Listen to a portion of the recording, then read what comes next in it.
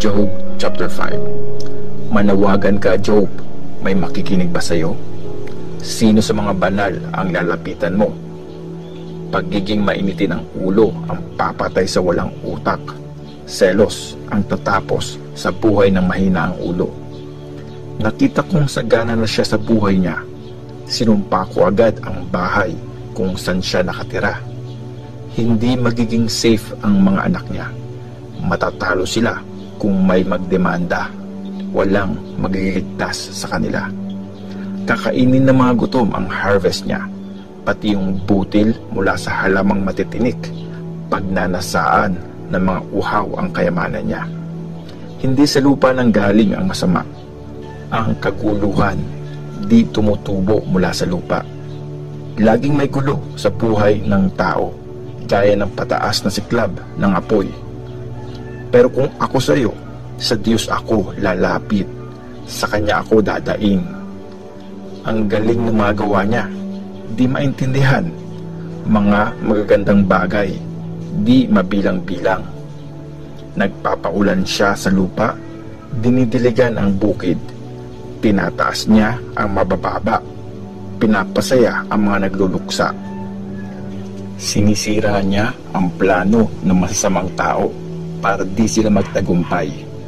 Hinuhuli niya ang mga tuso sa sarili nilang trap. Masasamang palak ng mga manloloko natatapos agad.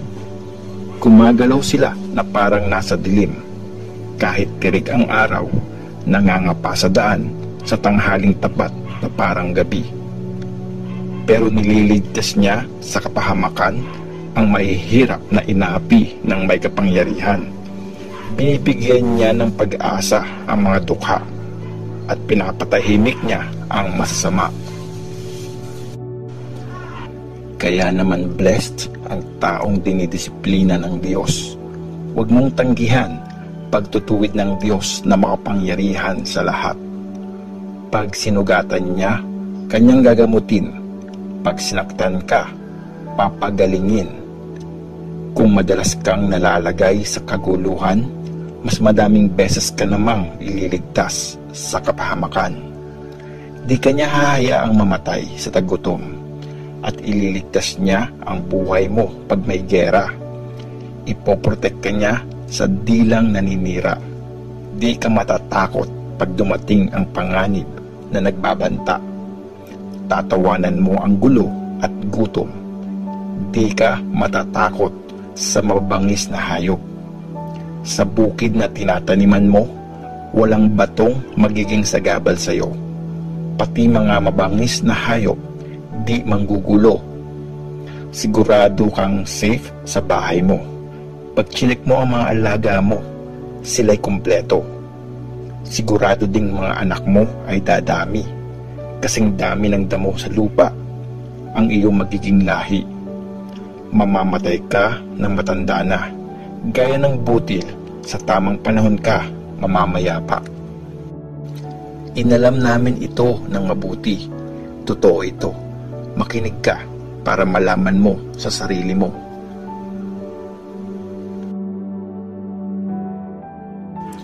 Job chapter 6. Ang sagot ni Job. Sumagot si Job, kung pwede lang sanang timbangin ang matindi kong pag-aalala, sukatin lahat ng pighating na darama. Mas mabigat iyon kaysa buhangin ng dagat, kaya nakapagsalita ako ng walang ingat.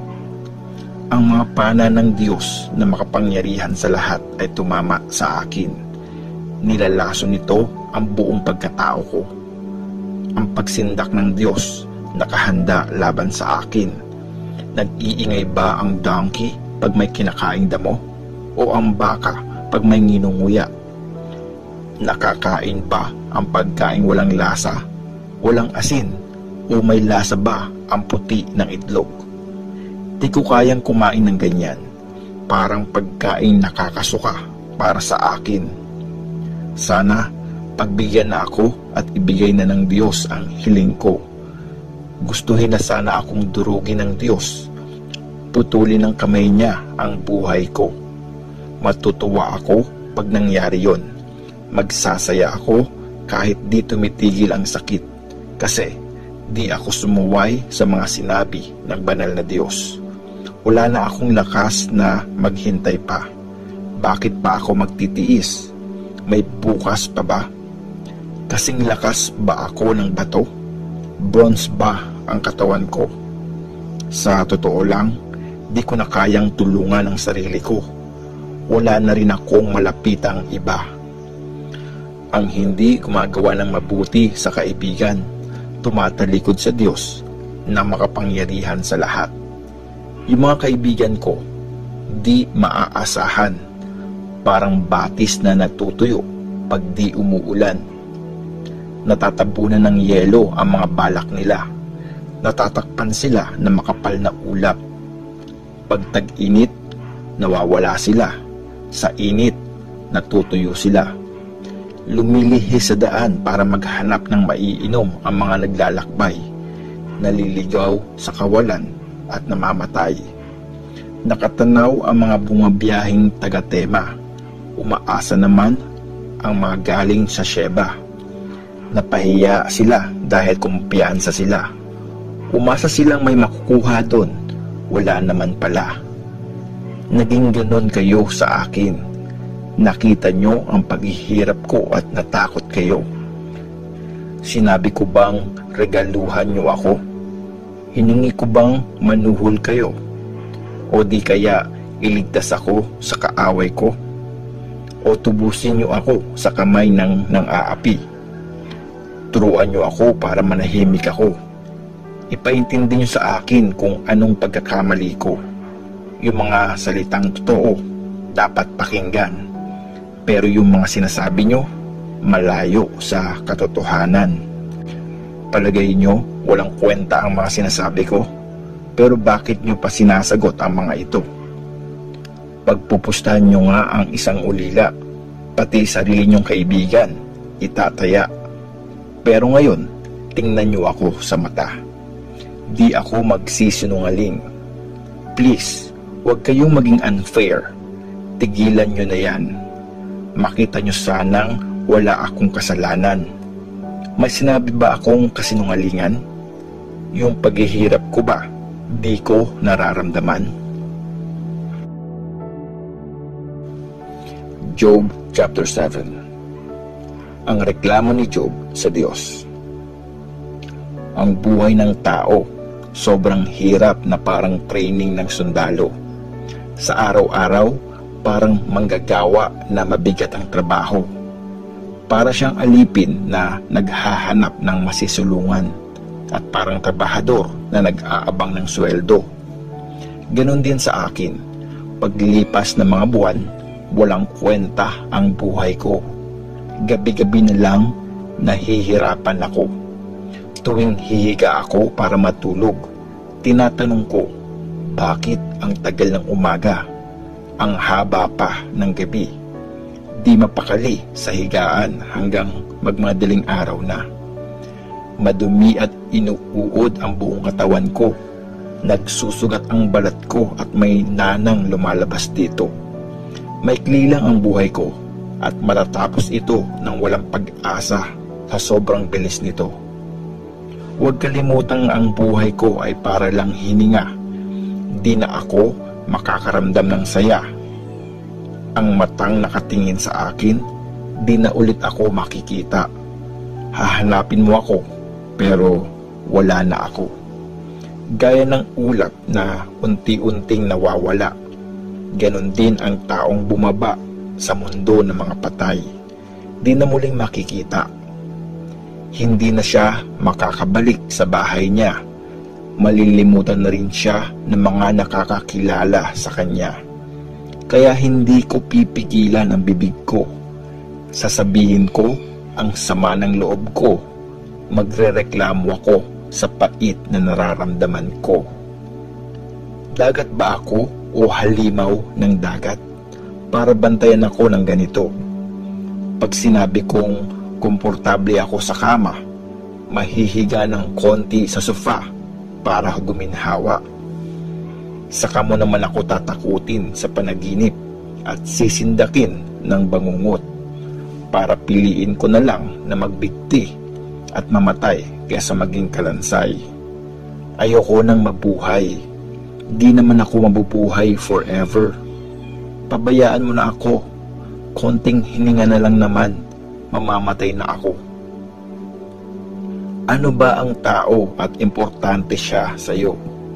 At ganun mo na lang bigyan ng pansin.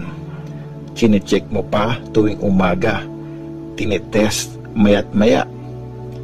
Gaano katagal mo ba ako titingnan? Baka pwedeng makapag-break kahit isang saglit. Makalunok man lang ng laway. Kung nagkasala ako, anong magagawa nun sa'yo? Ikaw na bantay ng mga tao. Bakit ba ako ang pinag-iinitan mo? Pabigat na ba ako sa'yo? Bakit di mo pinapalagpas ang atraso ko at inaalis ang kasalanan ko? Malapit na rin naman akong humimlay. Hanapin mo ako, pero di na ako buhay.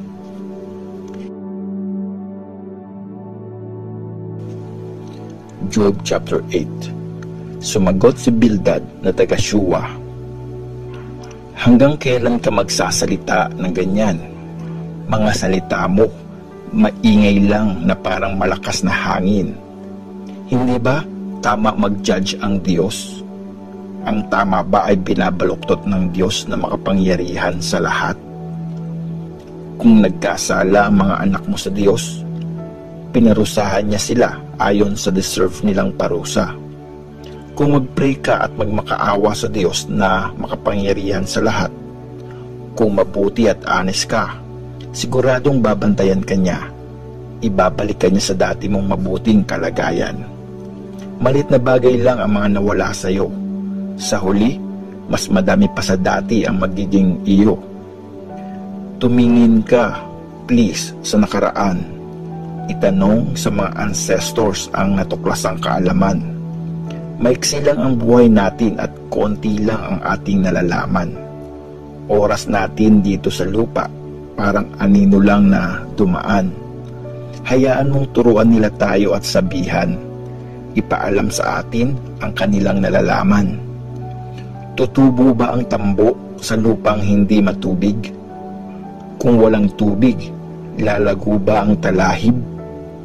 Pag natuyo ang tubig, nalalanta sila bago ang ibang halaman, kahit bagong tubo ito at di pa napuputulan. Ganyan ang mangyayari sa lahat ng sumusuway sa Diyos. Nawawala ang pag-asa pag ang Diyos nilimot nila. Sa bagay na madaling masira siya, nagtitiwala. Kasing daling masira ng sapot ng gagamba. Nakasandal siya dito pero di ito matibay. Mahigpit ang hawak niya dito pero madali itong mawala. Ang masamang tao parang damong lumilitaw bago sumikat ang araw. Ang bagong sibol nito sa buong garden kumakalat. Sa batuhan, pumupulupot ang mga ugat nito. Kumakapit ng matindi sa mga bato. Pero pag binunot ito kung saan nakatanim, walang makakaalala na dun ito nanggaling. Ganyan lang ang kasiyahang napapala ng masasama at may tutubong iba para palitan sila. Hindi i-reject ng Diyos ang taong honest. Di niya susuportahan ang masasama. Papatawanin ka niya ulit. Sisigaw ka muli sa saya. Mapapahiya lahat ng galit sa iyo at ang tahanan ng masasama mawawasak.